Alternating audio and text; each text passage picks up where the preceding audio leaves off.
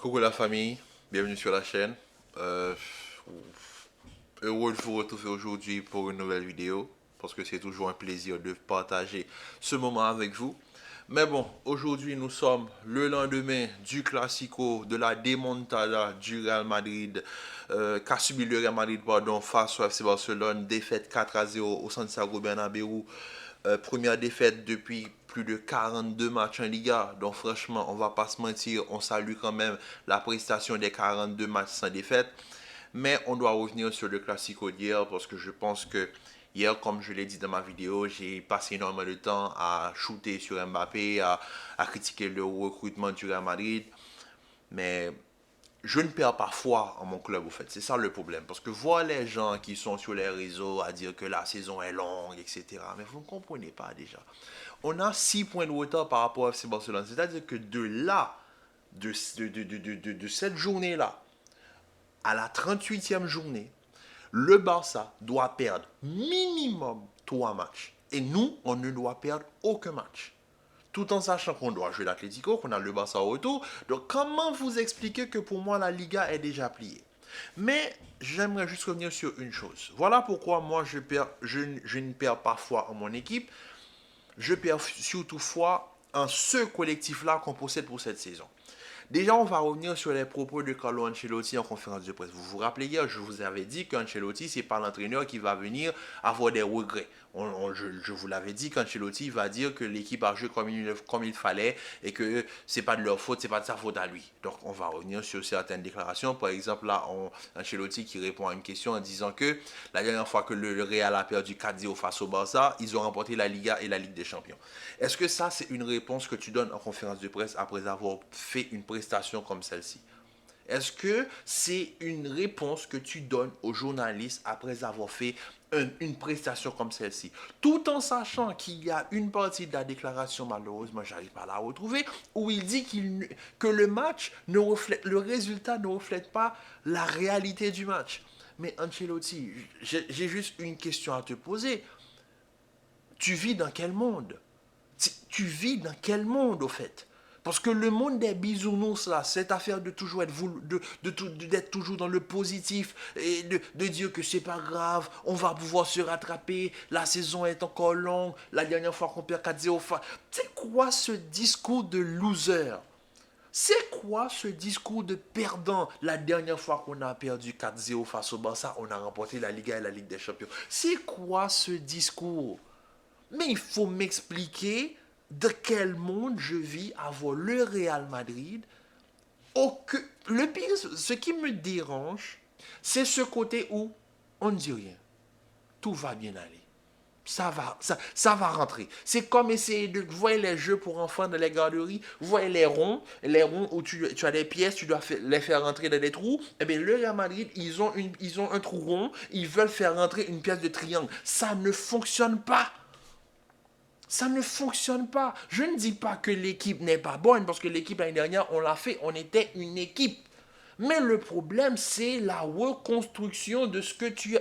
C'est la reconstruction de ce projet, au fait. On est arrivé à une. Il y a une partie du projet où on s'est perdu. Et je pense que c'est à partir de l'année dernière on s'est perdu. Depuis que Benzema est parti, on est complètement perdu. Parce que je pense qu'il y avait une base avec Benzema. Malheureusement, il n'y a pas eu cette passation de pouvoir. L'année dernière, on fait venir Ocelu. Ocelu, je me rappelle, l'année dernière, je me suis battu pour que Ocelu joue au Real Madrid. Ocelu, pourquoi? Parce que Ocelu, c'est un joueur d'équipe. Nacho, c'est un joueur de vestiaire. Il y a des joueurs que tu ne peux pas remplacer. Ce sont des cadres. Ils sont là, ils sont présents. Ce sont les maîtres sur le terrain. Ils sont respectés. Mais malheureusement, dans cette équipe-là, c'est qui les cadres? Quand Varane est blessé, Vasquez, bon, on le respecte, oui, mais Vasquez, voilà. Et Modric, il n'y a que les trois cadres. Il n'y en a plus, au fait. Il n'y a plus de cadres. On est dans une équipe où il y a énormément de jeunes individuels extrêmement forts. Mais malheureusement, on n'a pas de place pour tous ces joueurs-là. Je suis désolé, il va falloir faire un nettoyage. Parce que moi, je tiens à rappeler tout le temps l'équipe de 2012. Pourquoi l'équipe? Parce que l'équipe de 2012, on avait des individualités, une équipe forte, mais on avait aussi des joueurs de devoir. Là, par exemple, quand tu regardes les statuts de nos joueurs, quand tu regardes le statut d'Mbappé, Mbappé, qui est recruté pour jouer numéro 9. Mais de quel monde tu as besoin d'un numéro 9, tu vas chercher Kylian Mbappé. C'est là que je me dis qu'on s'est perdu dans le projet. Parce qu'il fallait ramener un numéro 9, il fallait ramener un défenseur central. On a fait, je ne sais pas ce qui s'est passé dans la tête de Pérez, question d'orgueil, le dossier Lenioro a échoué, il n'est pas allé chercher de remplaçant. Rafa Marine, qui était à la fin dernière, on le fait revenir. Ancelotti lui dit qu'il aurait du temps de jeu et la première journée du mercato, il a été vendu au Napoli. Le jeune Martinez, connu avec supposé être le nouveau Sergio Ramos, il s'est fait les croiser pendant la pré-saison. Mais ils ne se sont pas dit que là, il y a un problème, qu'il faut aller chercher quelqu'un pour se rendre défenseur central. Venir Ancelotti qui vient dire en conférence de presse que la défense, qu'on défend bien. Mais il se moque de qui? Vous voyez pas combien d'occasions le Real concède par match? On est là pour aller, oui, Vinicius, triplé, etc. C'est bien. Mais la défense, il y a un problème. Militao Rudiger, c'est deux défenseurs similaires. Il faut un équilibre. C'est l'équilibre qu'on a perdu, je pense, l'année dernière. C'est l'équilibre qu'on n'a plus, au fait. Quand tu perds un Toni Kroos, comment tu te dis dans ta tête que tu ne vas pas le remplacer? Tu perds Nacho, tu ne vas pas le remplacer. En une fenêtre de mercato, on a Alaba qui ne peut plus jouer, on ne sait pas quand est-ce qu'il va revenir. Tu perds le jeune Lenioro qui va mentionner à cause de son entourage. Tu perds ton Martinez parce qu'il s'est fait les croisés. Tu vends Rafa Marine, tu perds Nacho et tu ne recrutes personne. En défense centrale seulement, tu as perdu 5 joueurs. Et tu ne recrutes personne. Mais au milieu de terrain, tu perds Toni Kroos, ton stabilisateur. Tu jouais à 4 l'année dernière avec Toni Kroos qui permettait à Bellingham d'être plus haut. Maintenant, tu décides de jouer à 3. Ensuite, tu repasses à 4. Qu'est-ce qui se passe au niveau de cette équipe? Il n'y a plus d'équilibre. Il n'y a plus d'équilibre. Chouameni qui était là, ben maintenant, la saison prochaine, il se peut qu'il parte parce que le Real est en train de tester le marché. Mais Chouameni n'est pas mis dans la disposition pour réussir, je suis désolé.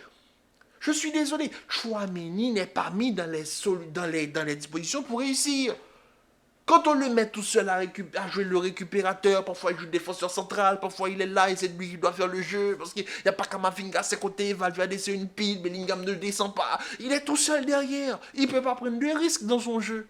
Quand on regarde au niveau de l'attaque, tu avais Rodrigo et Vinicius. Pardon, Rodrigo. Oui, Rodrigo et Vinicius, pardon. Je suis même perdu. Rodrigo et Vinicius. L'année dernière, durant les 3 années où Kylian n'est pas venu, les deux ont évolué. Vinicius est passé d'un nulard à Ballon d'Or. Rodrigo est passé d'un joueur prometteur à l'un des meilleurs joueurs du monde. Donc, tu n'avais pas besoin d'un autre ailier. Tu as déjà recruté Arda Güler. Tu as déjà Brahim Diaz dans l'équipe. À quoi ça sert d'aller me chercher l'autre du Paris Saint-Germain? À part pour une question de caprice. À part pour... Tout en sachant, tu le fais venir, il ne fait pas la préparation avec Pintus en pré-saison. Il a énormément de passes droits. C'est le plus gros salaire de notre club. Mais vous vous moquez de qui à la fin? On se moque de qui? Venir me dire que oui, Kylian va réussir au Real Madrid, c'est que je n'ai pas de doute à ce que Kylian réussisse au Real Madrid. Mais il faut que le Real se pose les questions à se dire, mais qu'est-ce qu'on a fait pendant les 6 derniers mois? De janvier à juin, qu'est-ce qu'on a fait? On n'a rien préparé. On est là à me parler d'Alphonso Davies. Tu as Mendy, tu as Fran Garcia. Pourquoi tu vas chercher Davies? Fran peut jouer. Pourquoi Fran ne joue pas? Hein? Pourquoi Fran ne joue pas? Me dire que Fran n'est pas fort défensivement, Marcelo était fort défensivement? Fran, c'est un Marcelo, mais moins technique.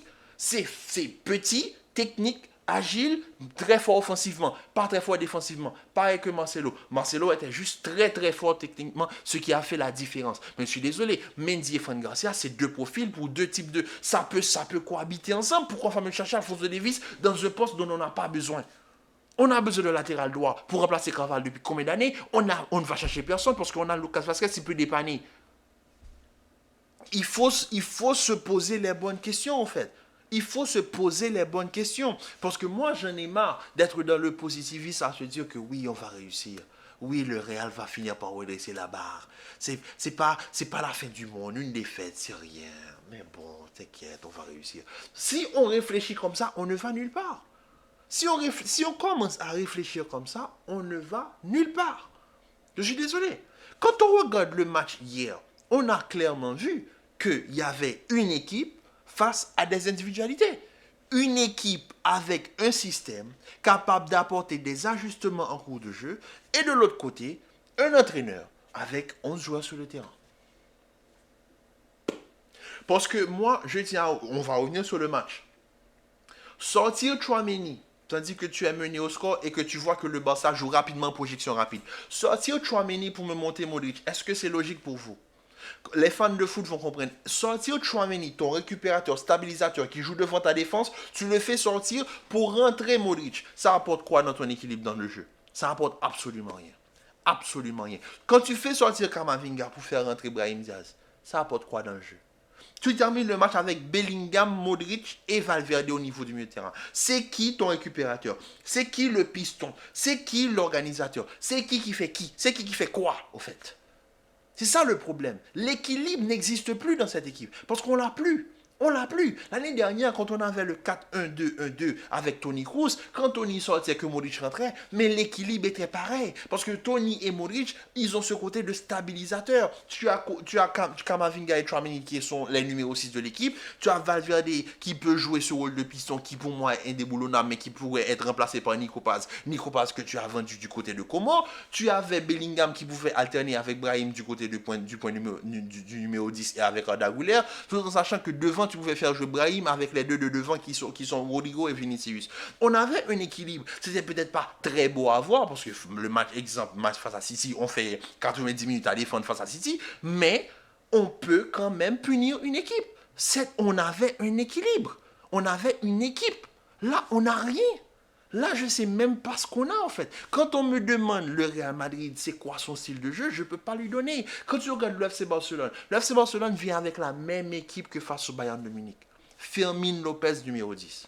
Un circuit de passe pareil. Récupération, Pedri, Casado. On cherche rapidement Fermin Lopez qui va chercher rapidement Lamine Yamal. Lamine Yamal de l'autre côté transverse le jeu du côté de Rafinha qui lui-même soit finit l'action, soit fait la passe pour Lewandowski qui pendant ce temps cherche à se dézoner par rapport aux défenseurs centraux. On voit la tactique. Quand tu vois que Fermin Lopez est un petit peu perdu dans le milieu de terrain, tu fais sortir Fermin Lopez, tu fais rentrer Frenkie de Jong, tu fais descendre Frenkie de Jong, tu fais monter Pedri et ça apporte certain équilibre parce que Frenkie de Jong est plus défensif que Pedri. Donc tu apportes cet équilibre pour récupérer plus fort la balle, plus haut la balle. Donc ça apporte un déséquilibre très rapide et ça se voit. Mais expliquez-moi ce que peut pas faire le Real Madrid. Qu'est-ce que ne peut pas faire le Real Madrid? C'est tellement cohérent du côté du Barça que c'est même pas surprenant en fait ce qu'ils ont fait au Real Madrid. Moi après le match, j'étais pas surpris en fait. Je m'attendais à une raclée, mais je l'ai eu. Je l'ai eu. Mais le problème, c'est la manière dont on a répondu. Et encore hier, ça a confirmé toutes mes craintes. Quand par exemple, je vois que Kylian est au jeu 78% des actions. 78% de ses actions, il est hors jeu. Et que dans sa tête, il ne s'est pas dit je dois me réajuster par rapport à mon collectif. Je dois dézoner. Je dois descendre plus bas. C'est-à-dire que même lui-même, il ne se remet pas en question. Quand en première mi-temps, Vinicius veut être le super-héros de la soirée parce qu'il aura son ballon d'or lundi, mais c'est un problème aussi. L'année dernière, Vinicius n'aurait pas pu se permettre de faire ce genre de choses. C'est parce qu'ils ont envie de plus prouver que l'autre. C'est ça le problème en fait. C'est-à-dire que la question de l'ego, elle existe. Elle existe. Parce que hier, on a vu, Vini a plus voulu prouver que Mbappé, Bellingham pareil, du côté de Kylian, c'est la même chose. Il y a des ballons où il faut faire la passe, ils ne font pas la passe. Il y a des ballons où il faut lâcher, ils ne lâchent pas. Mais c'est parce qu'ils veulent prouver que je suis plus important que l'autre. Quand Kylian arrive dans l'équipe et qu'il est déjà le meilleur salaire de l'équipe, sachant que Vinicius est là depuis des années à se tuer pour le Real Madrid, vous trouvez ça normal, vous? C'est normal que Vinicius ait envie de plus prouver, tout en sachant que Vinicius va remporter son ballon d'or dans quelques heures. C'est normal qu'il ait envie de plus prouver. C'est normal, il se dit, mais on va recruter Mbappé qui est un ailier gauche, on avait déjà Rodrigo, moi j'étais déjà là. Il arrive, il est le meilleur salaire du club. Même si, bon, ils ne se détestent pas, ça se voit, il y a bien les belles images, les célébrations ensemble, nanani, nanana, c'est bien, il n'y a pas de problème. Mais il y a un problème plus profond que le terrain, le problème de l'ego. Et ça s'est vu hier. Le ballon où Vinicius arrive, où Mbappé est libre, Bellingham derrière. Vini, l'année dernière, il glisse sa balle pour Bellingham. C'est parce que Vini a plus envie de prouver. Vu que Kylian, en 2-3 actions, a eu une occasion et un but lobé hors jeu, il s'est dit là, je dois manquer moi-même. Voilà ce qui s'est passé. Je vous assure que c'est ce qui se passe au Real Madrid. C'est une question d'ego. Je veux plus prouver que l'autre. Je veux plus prouver que l'autre. Et tout ça parce que les joueurs ne sont pas instaurés dans un système. Pourquoi du côté du Barça, on n'a pas ce problème? C'est parce que les joueurs, les individualités, acceptent le système de jeu de l'entraîneur. Ils acceptent le pressing que demande un anti-flic. Ils acceptent la cohérence collective qu'apporte le système d'anti-flic. Eh bien, du côté d'Ancelotti, il n'y a pas de système. Parce que depuis 3 ans, en 3 ans, on joue avec 2 systèmes. On alterne monts et merveilles. L'année dernière, on avait eu la chance d'avoir un stabilisateur en la présence de Toni Kroos. Maintenant, on ne l'a plus. Et tu ne le remplaces même pas. Tu ne le remplaces même pas. Tu perds Nacho, tu perds Tony, tu perds Ocelou. L'année dernière, tous ceux qui critiquaient Ocelou, hier, je ne sais pas combien de gens qui disent « Oh, si Ocelou était là, si Ocelou était là, on a besoin de numéro 9, Ocelou était là. » Je me rappelle quand Ocelou part du côté de l'Arabie Saoudite ou du Qatar, je ne sais pas où il est parti malheureusement. Ocelou, je suis désolé, moi j'étais l'un des peut-être rares Madrilènes à dire que c'est un joueur, un profil que tu ne retrouves pas. Si tu perds Ocelou, mais va me chercher quelqu'un d'autre du côté de la Liga. Borja Mayoral, ancien joueur de la maison, mais va le chercher du côté de Getafe. Il est dans une équipe de boxeurs. Je ne demande pas que le... Parce que le problème, c'est que le Real Madrid a un problème avec les noms. On veut des noms, mais on ne recherche plus des joueurs. On veut des noms. C'est ça le problème. Par exemple, quand on me parle de Florian Wirtz, je ne veux pas entendre parler de Florian Wirtz. Parce que du côté du Real Madrid, quand on me dit Florian Wirtz, c'est le Real Madrid suit Florian Wirtz, parce que Florian Wirtz, c'est le remplaçant de Modric. Mais le remplaçant de Modric, c'est Arda Güler, non? Arda est venu avec ce prétexte à devenir le futur numéro 10 du Real Madrid, non? Maintenant, venir me dire qu'on va chercher Florian Wirtz, pourquoi? Et il va jouer où? C'est ça le problème. On est là à assembler des noms, on sait sait pas quoi faire avec. Tout ça parce que tu as un entraîneur qui n'a aucune stratégie, aucune tactique, qui mise que sur les individualités. Quand ça gagne, ça gagne. Quand ça perd, ça perd. Et même quand ça perd, ça dit que quand on gagne, quand la dernière fois qu'on perd, 4-0, on gagne la Liga et la Ligue des Champions. C'est-à-dire, il n'y a même pas une remise en question du côté du Real Madrid. Il n'y a pas ça. Du côté d'Ancelotti, il n'y a pas ça. Venir me dire que Pérez est descendu dans les vestiaires, il est déçu. J'en ai rien à cirer. J'en ai rien à cirer. Que Pérez peut descendre 10 000 fois dans le vestiaire. J'en ai rien à cirer. Déjà, vous avez détruit le projet. C'est à vous de reconstruire. Parce que tout ça là, c'est venu d'un recrutement inexistant sur le mercato. Qu'est-ce qu'on a fait sur le mercato? On a vendu, on a Martin, la pré-saison, numéro 6, sentinelle devant le Barça, envoyé en prêt du côté de Valladolid. Nico Paz, potentiel très fort, remplaçant de Valverde, rotation parfaite, vendu du côté de Como. Rafa Marine, défenseur central, qui revient d'Alaves, le Real lui promet du temps de jeu, vendu du côté du Napoli. Donc, est-ce que je peux avoir de la compassion pour une équipe qui a si mal... Je perds ma voix. Une équipe qui a si mal travaillé pendant les derniers mois? Est-ce que je peux avoir de la compassion pour ça, en fait? Parce que moi, le problème, c'est que quand on vient à me dire que le Real, c'est la meilleure équipe du monde, il n'y a pas de problème. Mais le problème, je vous pose juste une question. À part les soirées de Ligue des Champions où le Real fait des remontadas, donnez-moi un match. Je ne vais même pas vous envoyer ces dernières années. Depuis le début de saison, à part le match face à Dortmund, donnez-moi un match où le Real vous a rassuré. Un match. Et bon, si vous voulez, vous pouvez remonter jusqu'au mois de janvier. C'est-à-dire la saison dernière, la deuxième partie de saison de la saison dernière. Remontez jusqu'à janvier. Donnez-nous un match où le Real a maîtrisé son adversaire. Vous allez trouver un seul match, le match face à Girona. Suite à cela, il n'y a aucun match. Le match face à Atlético, c'est pas du football. Le match face à le Classico retour face au FC Barcelone, à part la finale de la Supercoupe d'Espagne où Xavi nous donne le match parce que Xavi ne veut pas défendre plus bas à ce moment-là. Voilà. Ben, l'année dernière, on pouvait s'adapter au pied du jeu parce qu'on a fait des jeux intelligents. Malheureusement, on ne le fait plus. Je ne vais pas dire pourquoi. Mais bon, bref. D'accord. Girona, Barcelone. D'accord. À part ça, vous allez trouver aucun match où le Real maîtrise. Aucun match. Aucun match. Il n'y en a pas. Il n'y en a pas. On mise tout sur des coups, sur des soirées magiques. La Ligue des Champions, le Bayern de Munich. Sans hausser l'eau à la fin. On fait quoi? Dortmund. Vous vous rappelez de la finale de la Ligue des Champions? Mais Dortmund, c'est nos amis. Mais Dortmund, c'est nos petits. Dortmund, on joue Dortmund 2 fois en 2024. Ils nous donnent 2 matchs.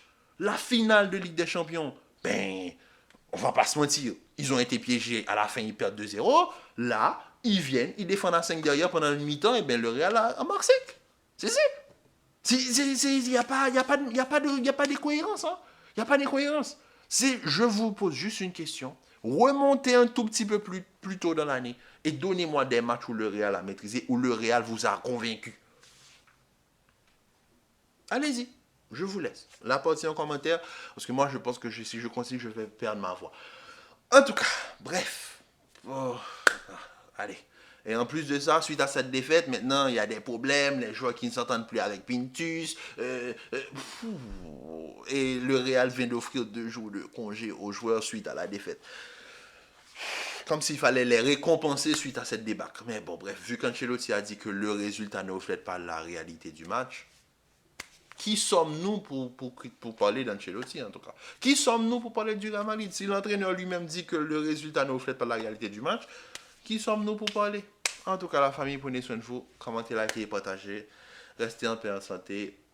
On va prendre une petite semaine de repos et espérons que tout soit